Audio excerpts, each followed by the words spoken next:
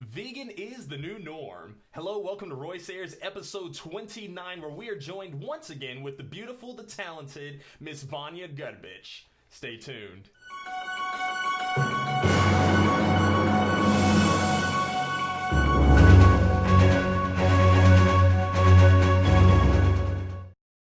Are you all ready for a fantastic episode?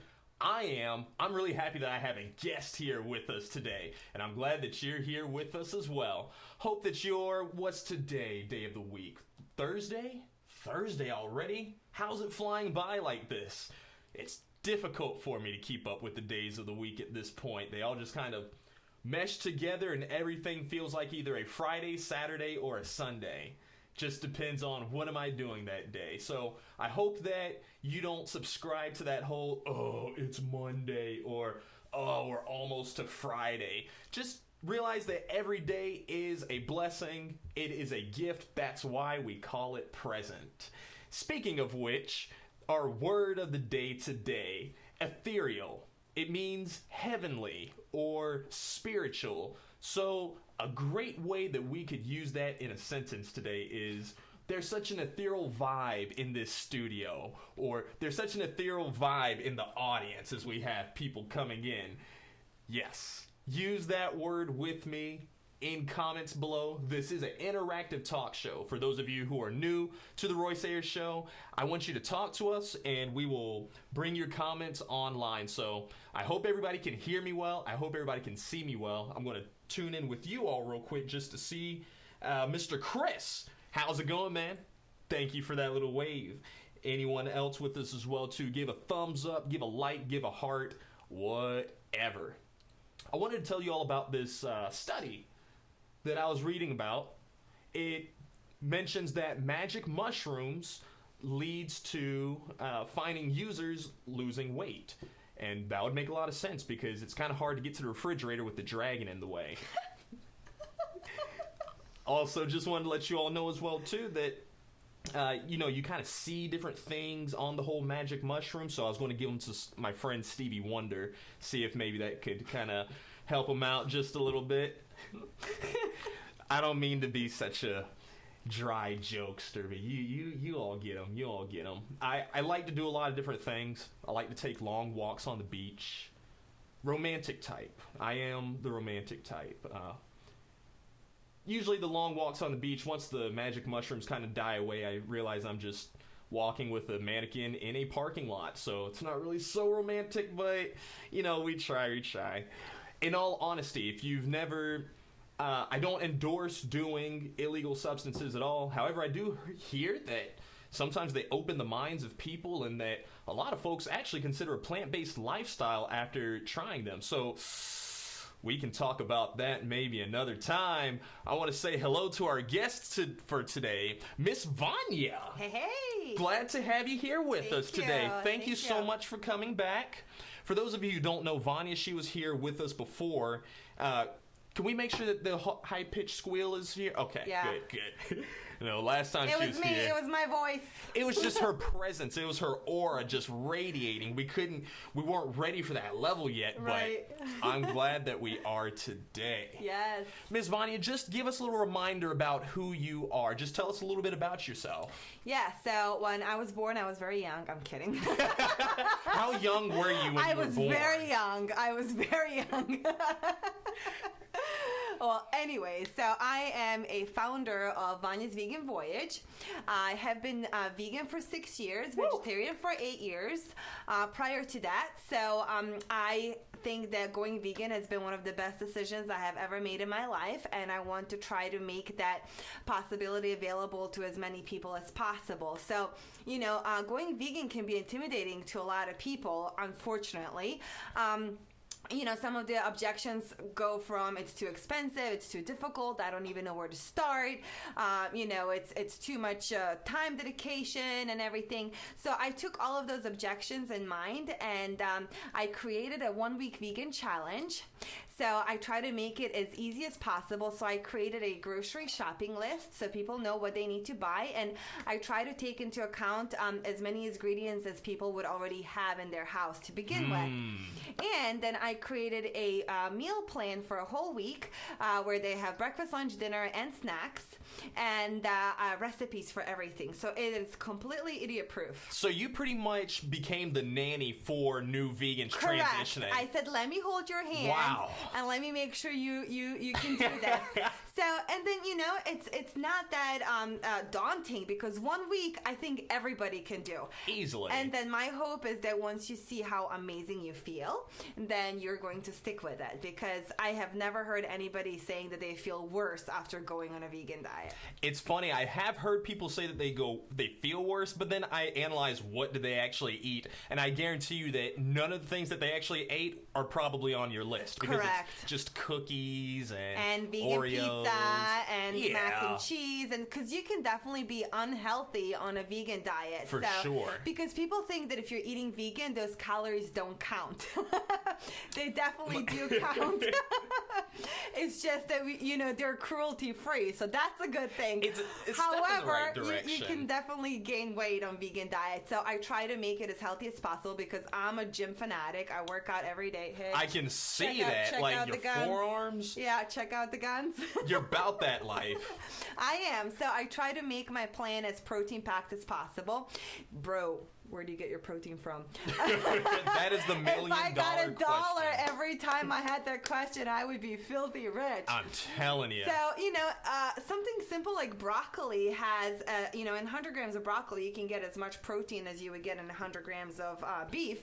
And you don't get the cholesterol, you don't get, all the bad things associated with that, including obviously the death of an animal. Preach to them. I don't know if they heard you way in the back.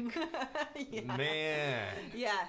So far I have had very awesome success with the program. I actually launched it at Earth Day here in Orlando. Very nice. And I have had over 80 people already sign up to take the plan. Wow. To take the challenge. So congratulations. Thank you. It is freaking incredible. So I have a Facebook page, Instagram, and a YouTube channel, all by the same name, Vanja's Vegan Voyage, and that's Vanja. It's European weird spelling, I know. That European spelling. I know. So, and people can follow me in all of those, and I post recipe videos. I also interview people about veganism, and they're usually really funny videos, because people go, "Oh, veganism is so hard." I'm like, "That's what she said," but I'm bummed. You have the perfect personality to interview people as well for the whole vegan lifestyle. So what questions do you normally ask people around whenever? Well, I first asked them, do they know what vegan is? I had one of the people on my video say, vegan? What? Bisexual? I'm like, oh my God. No, it's not even close. Vegan sexual. Yes. I actually classify myself as vegan sexual. Yeah, but he thought it was bisexual. Well, it can't, no. No. It just means that I date within my lifestyle. Correct. Or somebody who is vegan curious, or veg curious, you can turn them. So I use my interviewing of people as an opportunity to educate them, because a lot of them have never heard about it, or they have a lot of misconceptions. So I use that as an opportunity to just really give them a one-on-one on veganism, and to normalize it, because I'm a person who's cool. Very cool. I'm vegan. Thanks. That's honestly, I love the way that we use our activism. It's a very unique approach to it, and a lot of people have, well, not a lot, but different vegans have asked me, like, hey, Royce, are you going to kind of step on the front lines of the vegan movement and help end animal cruelty? I am in my own way. Correct. I bring people on here, talk to them, and I get to speak to them just one-on-one. None of their friends interjecting like, well, what they always say, whatever. And, unfortunate thing is that a lot of people think that being vegan is not a manly thing. People associate, your macho manliness with eating meat, which I have no idea. Flesh. I guess that's, from clubbing, animals on a head back in a caveman caveman days and dragging them in a cave. So I guess that still continues that mentality. So, I like to point to a lot of my bodybuilding friends who have the perfect six-pack and the perfect guns and the perfect booties. The booty is really nice.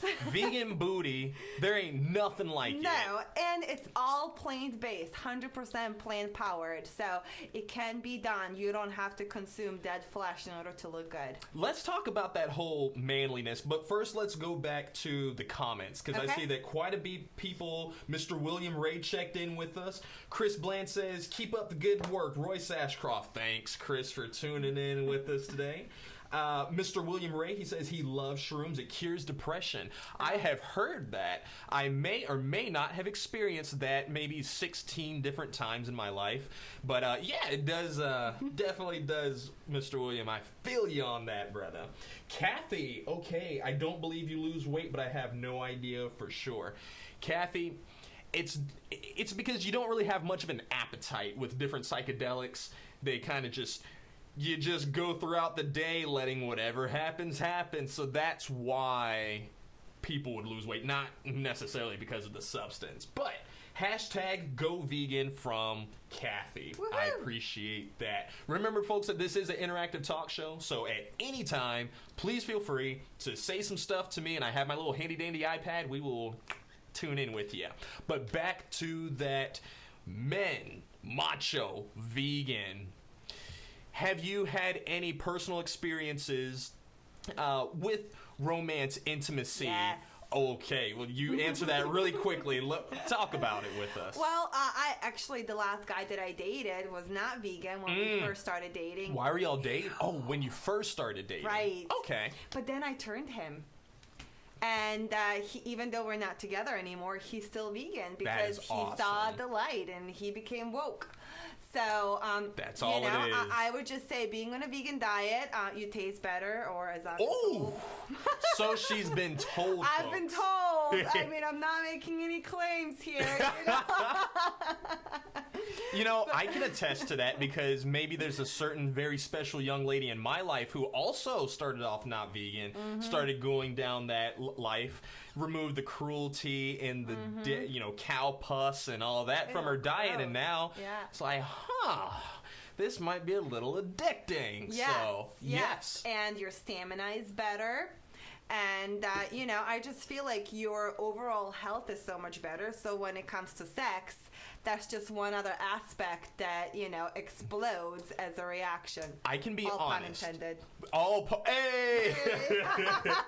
One of my fears from continuing down the vegan journey, because of a lack of knowledge and because of a false narrative stereotype that has been perpetuated throughout society, is that my libido is going to go down, that it's going to be difficult for me to maintain a boner, and that I might not even get one. But I quickly learned that is the most utter ridiculous lie. Yeah. And that is sometimes one of my selling points with guys, with speaking to them about the whole vegan lifestyle. I question them and ask, like, do you really love your fiance?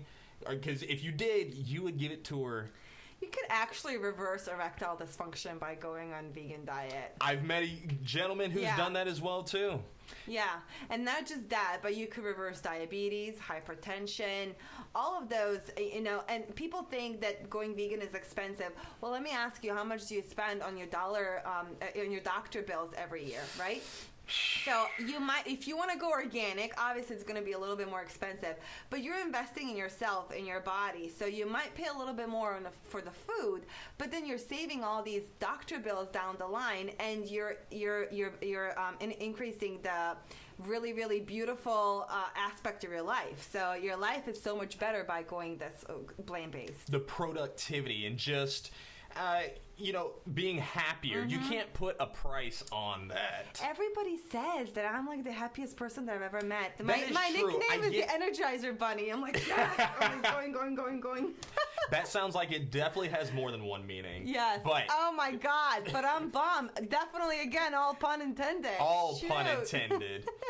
And that's the beautiful part that I like about it, too. I met this gentleman back at a music festival in Miami, Love Burn. And he had just went vegan at that time 3 years.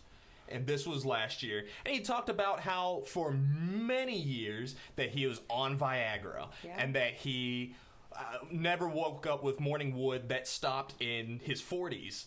But he switched over to this plant-based lifestyle, and now him and his wife, they're like, hey, honey, look, what's this? What's going on? So it's a very true thing. And for anybody who's skeptical about it, too, I just challenge them. Take that Vanya's Vegan Voyage challenge. You have it perfectly set up. It's perfectly set up, yeah. So all they need to do is go on my website, vanyasveganvoyage.com, and there's a little form where they enter their email address, and once they do that, I automatically send them the plan, and they can just go ahead and get started. I mean, there is no better time than today. There ain't no time like the present. And it's summertime, so everybody's worried about their bikini bodies. I guarantee you're going to feel better and look better if you take this challenge. It's funny because some of the people who I know honestly could benefit from it the most are the ones who are in the most resistance about it. So I'm hoping that maybe they could see you on my show and go like, wow, she's cool, she's vegan, she's beautiful, she's funny, and she's smart. And I didn't lose any muscle tone, I promise, because that's one of the biggest fears that people have. I would say I look more muscular and more toned than a lot of girls in my gym who are following the traditional bodybuilder diet with tuna and fish and chicken and all of that. It's the same thing. Stuff. It is. We've been telling people for so long that, this is great. Eat it. So now it's just ingrained in that psyche. Well, I mean, at one point, doctors were prescribing cocaine to patients, and they, cigarette smoking was cool. So, over time, we tend to learn things that we didn't know in the past. I try not to be super bougie about saying cigarettes, but I really just don't understand it. No. I do understand that it's a chemical addiction once you really get started, but that's a rabbit hole that I personally just don't want to fall in, because you're right, it's extremely unattractive and it starts to hurt and it's part of your societal expectations and norms, right? Yeah. So people always when they hear about people eating dogs in China, everybody goes like on the soapbox, how could you do that? How could you do that? Well, you're having a chicken for dinner, so please shut up, okay? So let's not be specious. So if you're feeling compassion towards a dog, then why does a cow not deserve your compassion? Then why not a chicken? If you're at it, let's go have some bats for dinner. I mean, seriously, where do you draw the line? Or let's go have some cat milk with your cereal. Cockroach milk. It makes no sense. So please take my challenge, go vegan for a week, and see how you feel. And I promise you're going to continue further with this. That's what it's all about. Yes. That is seriously what it's all about. I want to talk more about the whole speciesist. Yes. Because I've used that term around my family, and they find it hilarious.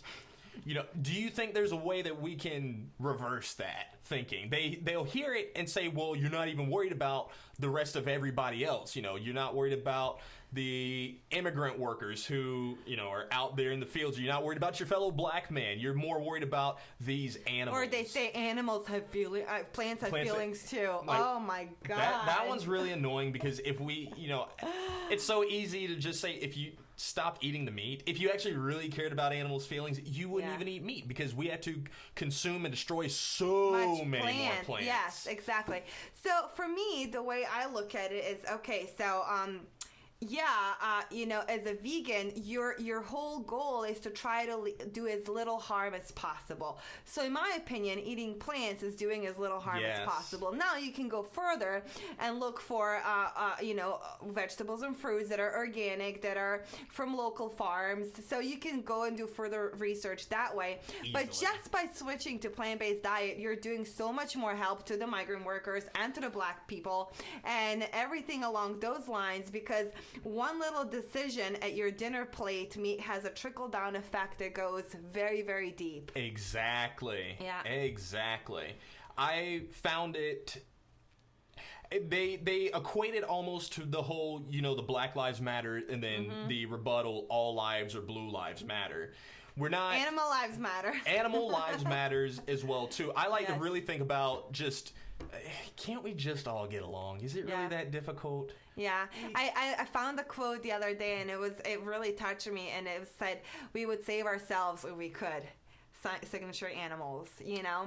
So I look at myself as being the voice for the voiceless, because we are literally committing Holocaust on a daily basis. Yes. And there is nobody speaking out. There's nobody getting outraged by this. So, you know, as an empath, and when I see all this stuff happening, and when I see people who I love, you know, my friends and my family who don't care, who could care less about what's on their plate as long as it tastes good, it breaks my heart. It really does. It really does. I've gotten to the point in my life that if I know we're going to be eating together, then we're all going to eat vegan together, or else I'm just not going to come. Or whenever people will say, hey, that whole I'm not going to come, that was about the food, not, you know, our discussion from earlier. But because you definitely will. You know, that part we're good. Over and over again. Whenever they ask, well, do you want me to not eat this in front of you? Sometimes they do it with a really snarky remark, or they try to, you know, almost belittle you in a sense. But I say, thank you very much. I appreciate it. Yeah, if you can eat it in that corner or outside, because it'd be kind of weird. What if I started, like, you know, we just started eating somebody here, just on the table, eating in that sense, not the sense from earlier. But, you know, you see what I mean. I mean, I've gotten to the point where just the smell of meat makes me nauseous. You know, and it's, you know, when people go, but bacon, I'm like, that's a part of a dead carcass of a pig. Yeah. And pigs have intelligence of a 3-year-old child. So, you know, they're smarter than your dog, and you're eating it for breakfast. So, you know, where's your empathy? Exactly. And you can survive without bacon. It's not oxygen, honestly. And on the plus side, there's so many vegan substitutes that are actually taste even better than regular bacon. They do taste better. And no cholesterol, no trans fat, no saturated fat, you know, none of that bad stuff, but all the protein. Why would you not switch? It just makes no sense. To me, it's like, I know I'm holding this key to the box of like a youth fountain, right? And I'm holding the key, and I'm like, here's the key. And people are not taking it.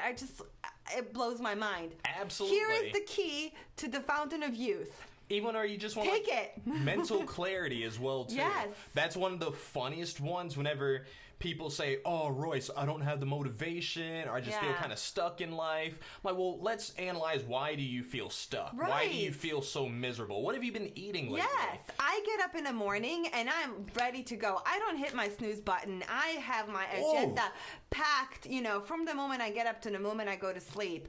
Every day, weekends included. Wow, Sometimes my weekends are worse than my weekdays. And people always go, where do you get your energy from? I want to take some of what you're taking. I'm like, it's called plant-based diet. Same place I get my protein. Yes, you can do it. And, you know, if I can do all of this and, you know, not even get 8 hours of sleep sometimes a night just because I'm doing so much stuff, you can do it too. And it's not going to be difficult. You know, the transitionary period takes a little adjustment because, you know, you've lived your whole life the way that you've been living it, and now it is time for a change. But once you get over that hurdle, it just becomes easy. It's smooth sailing after that. What made it the easiest for you to get over that hurdle? Because that's what people have issues with. So I feel like if you do it for ethical reasons, it's going to be so much easier. If you do it for health reasons, then you're bound to have your cheat days, just like on any diet. So I always recommend people watching Cowspiracy or Forks Over Knives, just so you can really get grossed out by the food production process, and then you're going to do it for the ethical reasons. And then when you do see a piece of meat in front of you, you know what might before be something tasty, now it's going to repel you. Yes. So that definitely makes you a lot more successful if you do it for ethical reasons. So that was it for me. I was vegetarian for 8 years. I thought I was doing perfectly fine because I thought eggs and dairy did not harm an animal. But then I watched a couple of documentaries and I realized that I was completely wrong. Yes. And it was a dead stop for me. And I said, that's it. I'm not contributing my money anymore for that cruelty, because even though you're technically not in those plans, you know, terrorizing the animals, you're paying somebody else to do it for you. Very and true. I was not going to have any more to do with any of that. You know, I'm glad that you put the 2 and 2 together because not everybody does. Right. You're removed from it. Yes. Yeah. We've gotten so desensitized to where some people, they find it funny. And I understand that whenever you see something that goes against the current beliefs that you have, that's kind of one of the defense mechanisms that you have, is to laugh at it, and then later you might ponder on it. But I have had folks who just laugh at it, and then they still think it's funny afterward and still making all the "but bacon" jokes.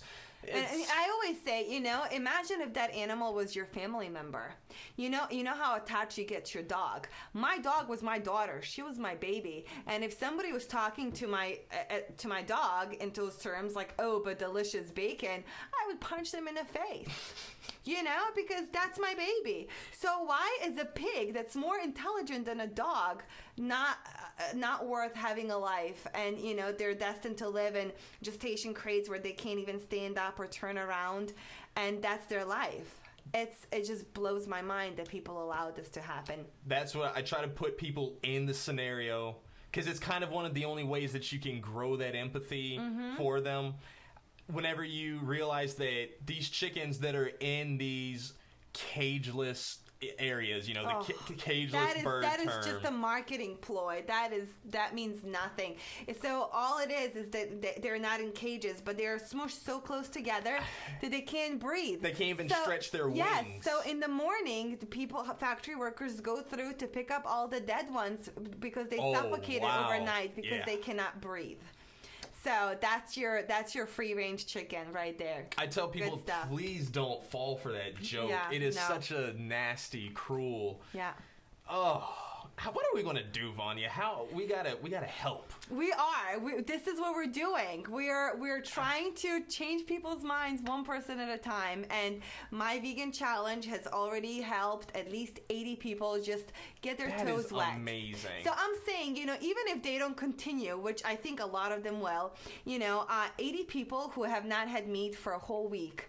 So think about how many animals got saved. True. One vegan, on average, saves at least 300 animals in a year. At least. So think about that, you know, when people say, "I can't make a difference, I'm just one person." You literally have the opportunity to save an animal's life every time you sit down to eat. You yourself have that power. So if you choose not to do anything with it, that's on you. But I am not going to allow for animal to suffer and die because I want to eat. I love talking to you about this, Vanja, because your energy, it's the same as mine with it. You know, we have that same passion. We're in this for not just the diet, because lately I've been running into a lot of dietary vegans, and I like to consider them new vegans because once you get all that information, whenever you watch Cowspiracy and Forks Over Knives, you're going to, something in your heart has to change. Yeah. I can't see anybody just watching it and then still going about life the normal way. It's all about that deprogramming. Right. So what other Cowspiracy, Forks Over Knives, those are the two that I always mention. Are there any other good? There are so many. Vegucated. There's Fat and Almost Dead, I think. Fat and Almost Dead? I think it's something like that. I mean, I've watched so many that they all kind of start blending together because they all have a similar message. But I think Forks Over Knives and Cowspiracy have been the most effective for me. I mean, I've even gotten down, you know, like a piece of paper, and I was writing down companies I'm going to boycott forever because of what they're doing. Which companies is on that list? There's a lot of them. I mean, things that you don't even realize that are not vegan, like fireworks are not vegan. I did not know that. You know, shoe glue for the most part is not vegan. Do you know what animal products they use for fireworks? Usually, I think it's some sort of a bone fragment, but don't quote me on it. I can do my research. Yeah, gelatin is usually like the most commonly used thing. But, you know, as a girl, I advocate using vegan makeup because so many companies test on animals and use animal byproducts. And, you know, there's so many other companies that don't do that and that have incredible makeup quality. So like Kat Von D and Too Faced, and, you know, they're all incredible companies that don't test on animals. That is the way to do it. Yes. It's always kind of baffled me whenever there is a company that They're almost there. They're just all their ingredients are all plant-based or, artificial. There's nothing from an animal, but then they test on animals. Well, if they want to sell in China, by law, they have to test on animals. So if you know that your makeup brand is being sold in China, steer clear from it. So that's a sad part, because Chinese market is huge, and unfortunately a lot of people like money, so they will sacrifice their morals. They'll start testing on animals in order to access that market. So how cool would it be if we could change that law in China, that in order to sell cosmetics you don't have to test on animals? Then the whole game would change. It literally just starts our vote on our plate. Yep. And I'm so glad that you're a big advocate about that. Miss Vanja, can you give them that website one more time? Because we are about to wrap it up. Just want to, let them know how they can contact you. Absolutely. It's Vanja's Vegan Voyage. That's VANJAS, Vanja's Vegan Voyage website, and then also YouTube, Instagram, and Facebook with the same name. So however you choose to contact me, I will get it either way. But, please check it out, especially on YouTube. I have so many cool videos that you will just die laughing watching my interview videos, and get some pretty cool ideas on how to cook vegan food. A lot of people tell me they can't steer clear from eggs because they love eggs so much. I have already 2 egg videos that I posted on there, including a vegan boiled egg that looks and tastes just like the real thing without the cruelty. So check it out and go vegan for at least a week. Take my challenge and then see what happens, because I promise you're gonna start feeling so much better. And plus, as a side effect, you're gonna make the environment and the animals and our planet a happier place. And you're going to make love a much happier place too. Yeah, well. Miss Vanja, thank you so much for joining us on the show. And I thank you all for joining us as well. Tune in tomorrow, because we're going to be joined with Miss Anna East to talk about Lucy's Kingdom.